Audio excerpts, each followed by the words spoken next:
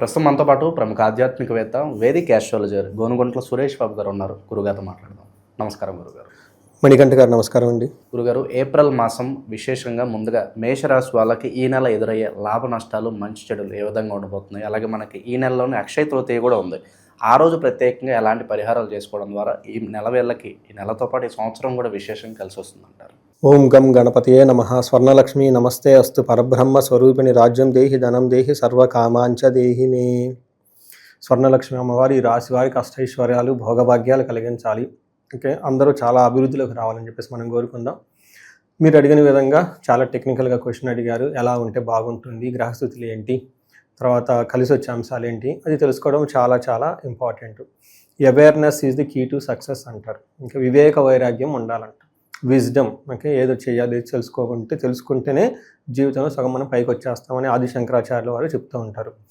అందుకనే ప్రతి ఒక్కరు వాళ్ళ జన్మజాతకాన్ని చూసుకోవటము, నక్షత్రం చూసుకోవటం, మనకి ఏది అనుకూలంగా ఉంది, ఏది ప్రతికూలంగా ఉందో తెలుసుకోవటము, అనుకూలంగా ఉన్నదాన్ని బట్టి ఎక్కువ టైం స్పెండ్ చేయటం, ప్రతికూలంగా ఉంటే కనుక ఏం చేయాలి, భయపడకూడదు, రెమెడీస్ చేసుకోవాలి. రెమెడీస్ ఏ శాస్త్రంలో మనకు జ్యోతిష్యం చెప్పారు అదే శాస్త్రంలో పక్కన బ్యాక్ సైడ్లో రెమెడీస్ కూడా ఇచ్చారు. ఇవి చేసుకుంటే ఉండదని. ఎందుకంటే నేను యాజ్ ఏ హ్యూమన్ బీయింగ్ నేను రెమెడీస్ చేసుకుంటూ ఉంటా. నాకు మకర రాశి కాబట్టి నేను అన్ని అనుభవించి అన్ని చూస్తున్నాను కాబట్టి అది గ్రహాలు వాళ్ళు చేసే పనులు వాళ్ళు చేస్తూ ఉంటారు, మనం చేసే పనులు మనం చేయాలి. అవన్నీ మనకి అందులో శాస్త్రాల్లో ఉంది.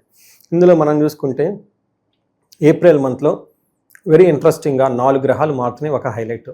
రెండో హైలైట్, ఫస్ట్ 15 డేస్ చైత్ర మాసం, నెక్స్ట్ 15 డేస్ వైశాఖ మాసం ఉంటుంది. మూడో హైలైట్, ఇందులో మనకి 19వ తారీఖున అక్షయ తృతీయ వచ్చింది. తర్వాత వైశాఖ మాసంలో నీరుని గనక దానం చేస్తే మహాపుణ్యం, నారాయణుడికి ఒకే స్వర్గలోకం, ఇవన్నీ డైరెక్ట్గా మనకి విష్ణుతత్వం వస్తుంది అని చెప్పేసి మన గ్రంథాల్లో వివరించారు. ఎందుకంటే ఉదక కుంభ దానం అంటారు. పేరు చాలా టఫ్గా ఉంటుంది.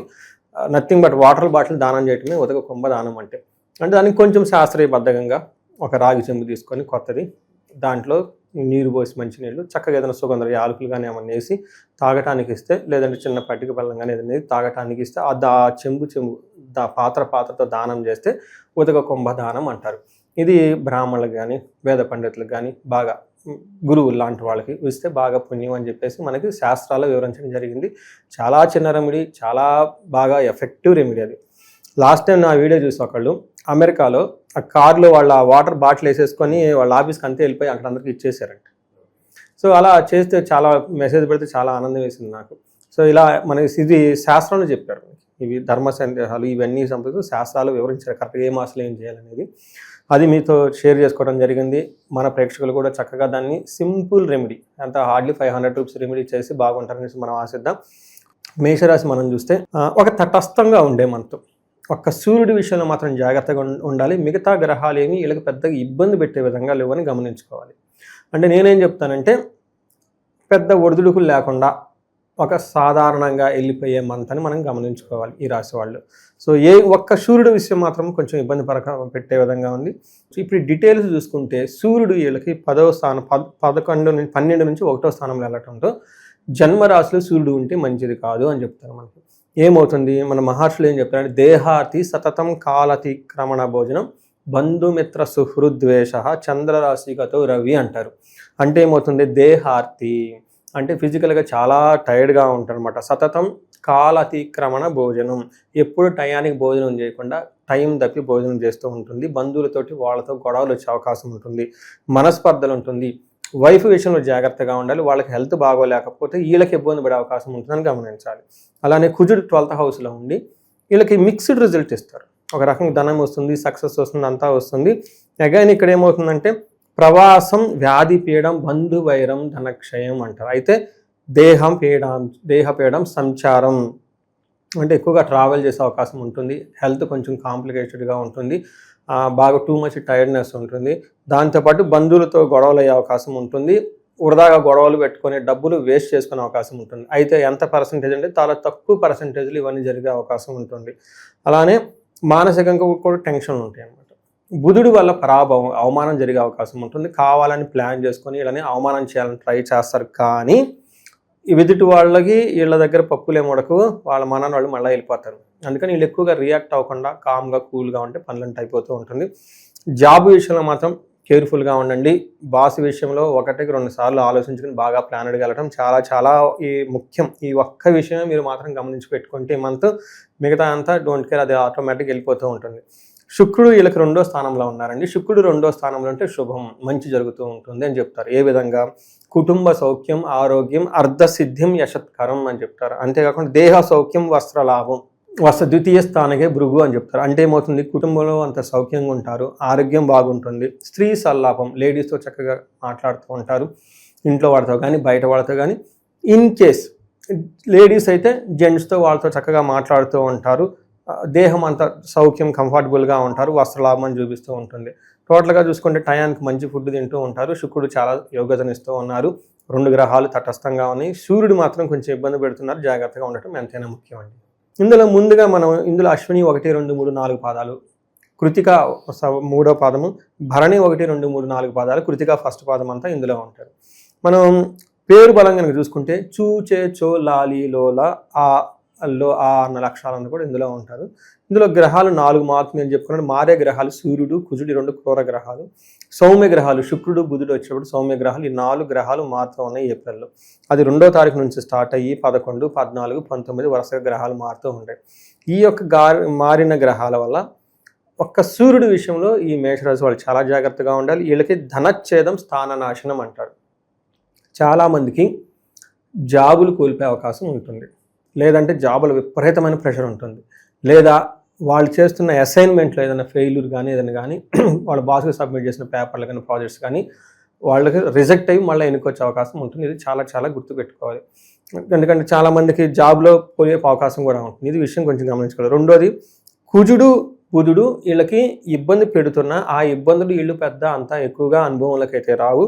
జనరల్గా అవమానం జరిగే అవకాశం ఉంటుంది, లేదంటే కొంచెం హెల్త్ కాంప్లికేషన్స్ ఉంటుంది. బట్ అవి కూడా చాలా లో మోతాదులో జరుగుతాయి, హై రేంజ్లో జరగవు. తర్వాత శుక్రుడు విత్త సిద్ధి, ధనాన్ని అయితే ఇస్తూ ఉన్నారు. సో ఇప్పటివరకు మనం కనుక చూసుకుంటే సమరీ, సూర్యుడు కొంచెం ఇబ్బంది పెట్టి బాస్కి ఎంప్లాయ్కి మధ్య విపరీతమైన ప్రెషర్ రావటము, లేదంటే జాబ్ పోవటము, లేదంటే చేస్తున్న జాబులు వీళ్ళ అసైన్మెంట్ కానీ ఏదన్నా కానీ అందులో ప్రమోషన్ రాకుండా ఆటంకాలు వచ్చే అవకాశం ఉంటుంది. ఇది గమనించుకోవాలి. శుక్రుడు వల్ల ధనం వస్తుంది. మిగతా 2 గ్రహాలు, ఒకటి వ్యాధిని ఇస్తుంది, మళ్ళీ వెంటనే నయం చేస్తుంది, ఇంకోటి అవమానాన్ని ఇస్తుంది, మళ్ళీ వెంటనే తిరిగి మళ్ళీ సరిగ్గా చేసేస్తుంది అనమాట. ఇది మనం సంక్షిప్తంగా ఎలా ఉంది క్లుప్తంగా మనం చెప్పుకోవాలి. గురుగారు, ఈ రాశిలో మరి ఏ నక్షత్రాలు ఉంటాయి, వాళ్ళకి ఎలా ఉండబోతుంది నెల? అశ్విని, భరణి, కృతిక 3 నక్షత్రాలు ఇందులో ఉంటుంది. మనం అశ్విని చూసుకున్నాం అనుకోండి, ఫస్ట్ పాజిటివ్ సైడ్లో చక్కగా అన్నం తింటారు, ధనలాభం ఉంటుంది, సౌఖ్యంగా ఉంటారు, విదేశాగమనం, ఫారిన్ రిలేటెడ్ కనెక్షన్స్ బాగుంటుంది, క్షేమంగా ఉంటారు, ఐశ్వర్యంగా ఉంటారు. చూడండి, అన్ని పాజిటివ్. 1-2 విషయాలు మాత్రం అది సూర్యుడి వల్ల మృత్యు భయము, నాశనము చూపిస్తుంది. చాలా చాలా కేర్ఫుల్గా ఉండాలి. సూర్యుడికి సంబంధించిన పరిహారాలు చాలా ఎక్కువ చేసుకోవాలి. నాశనం అంటే వీళ్ళు చేస్తున్న పని కానీ వీళ్ళు తలపెట్టిన ఒక వర్క్ కానీ అది సరైన రిజల్ట్ ఇవ్వకుండా ఆటంకాలు వచ్చే అవకాశం ఉంటుంది. తద్వారా మృత్యు భయము, మనం ఉంటామో పోతామో అనే భయం పడుతుంది. అంటే మనం అంటే ఫిజికల్గా కాదు, మన పని ఉంటామో లేదా, అసలు ఆఫీస్లో కంటిన్యూ అవుతాం లేదా, పోతామనే భయం మాత్రం ఉంటుంది. ఈ విషయం కొంచెం జాగ్రత్తగా ఉండాలి. భరణి వాడు అగైన్ వీళ్ళకి క్షేమంగా ఉంటారు, విదేశాగమనం, ఫారిన్ తిరిగే అవకాశం ఉంటుంది, సౌఖ్యంగా ఉంటారు, మృష్టాన్నము చక్కగా భోజనం అంతా చేస్తూ ఉంటారు. వీళ్ళకి కూడాను నాశనము, మృత్యు భయము జరుగుతూ ఉంటుంది. జాగ్రత్తగా ఉండాలి. అలానే కృతికా నక్షత్రం వాళ్ళకి, ఈ నక్షత్రం వాళ్ళకి చాలా బాగుంది. మిగతా 2 నక్షత్రాలతో కంపేర్ చేస్తే వీళ్ళకి క్షేమంగా ఉంటారు, పరవాసము, ఫారిన్ రిలేటెడ్ బాగుంటుంది, సౌఖ్యంగా ఉంటారు, మృష్టాన్నం చక్కగా భోజనం అంతా చేస్తుంటారు, లాభప్రదంగా ఉంటారు. 5 పాజిటివ్గా ఉన్నాయి. వీళ్ళకి నెగిటివ్ ఒకటే ఉంటుందండి, లాస్ట్ వీక్లో మృత్యు భయము లేదా నాశనము జరుగుతూ ఉంటుంది శుక్రుని వల్ల, సూర్యుని వల్ల. సో ఏది చూసుకున్నా కానీ ఒక విషయం చాలా జాగ్రత్తగా ఉండాలి. ఏదన్నా ఒక సిచ్యువేషన్ వస్తుంది, ఇన్ సచ్ ఏ వే అది అసలు ఉంటుందా పోతుందా, మనం ఉంటామా లేదా అన్న థాట్స్, ఆలోచనలు వచ్చే అవకాశం ఎక్కువగా ఉంటుంది. దానికి కారణం ఏంటంటే వీళ్ళు తలబెట్టిన ఒక పని లేదంటే ఒక వర్క్ మధ్యలో ఆగిపోయే అవకాశం ఉంటుంది. ఇది కొంచెం గమనించుకుంటే సరిపోతుంది. ఇవి కాకుండా అన్ని నక్షత్రం వాళ్ళకి కూడాను పర్టికులర్గా ధనానికి సంబంధించిన వ్యవహారాలు చాలా జాగ్రత్తగా ఉండాలి. కృతికా నక్షత్రం వాళ్ళకి కార్యహాని, అనుకునే పని కాకుండా ఇబ్బంది పడుతూ ఉంటారు.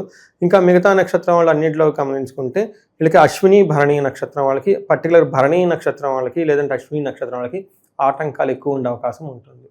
సో ఇది మనం ఓవరాల్గా చూసుకుంటే ఒక సూర్యుడి విషయంలో కొంచెం కేర్ఫుల్గా ఉండాలి. మిగతా అన్ని విషయాల్లో నార్మల్ ప్రాబ్లమ్స్, రొటీన్గా ఉండే ప్రాబ్లమ్స్ దీన్ని మేనేజ్ చేసుకుని వెళ్ళిపోతారని చెప్పుకోవచ్చు.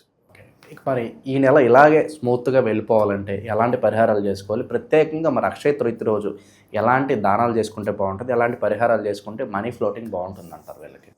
2 చెప్తానండి. ఒకటి సూర్యుడికి సంబంధించి ఆదిత్య హృదయ స్తోత్రం, సూర్యాష్టకము, సూర్య నమస్కారాలు కంపల్సరీ చేసుకొని గోధుమల్ని ఆదివారం రోజున సత్పురుషులకు, బ్రాహ్మణులకు, వేద పండితులకు గౌరవప్రదంగా దానం చేస్తే కలిసి వస్తుంది.